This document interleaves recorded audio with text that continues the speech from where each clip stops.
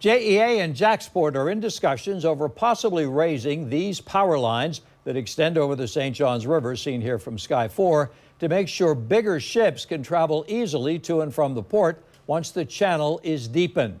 The lines are located east of the Blount Island Marine Terminal, and a 2020 study found that raising their height would cost $30 million. A price tag JEA expects will actually be higher. News4 JAX reporter Ann Maxwell was there when the JEA board discussed all of this, including who would pay for it. Ann? Tom, we heard from JEA leadership today. They are committed to rising these power lines that go over the St. Johns River here at JAXPort, but the final price tag and who's going to foot that bill are still up in the air.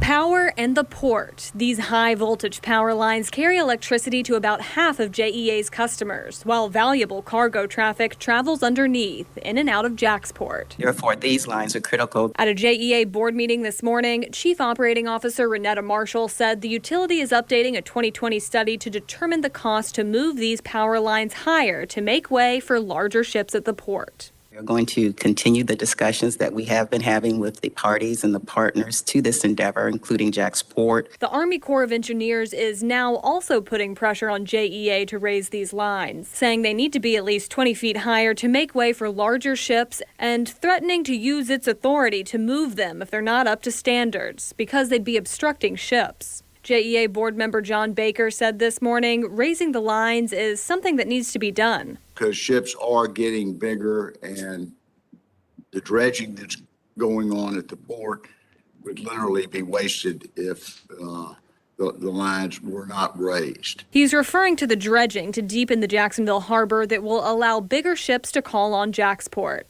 According to JAXPort's CEO, that project is estimated to cost about $410 million. And a 2014 report found the deepening will create or protect thousands of jobs. But in addition to needing deeper waters, JAXPort says those bigger ships also need more height, meaning these power lines need to be raised. We're committed to raising the lines. That's JEA CEO Jay Stowe.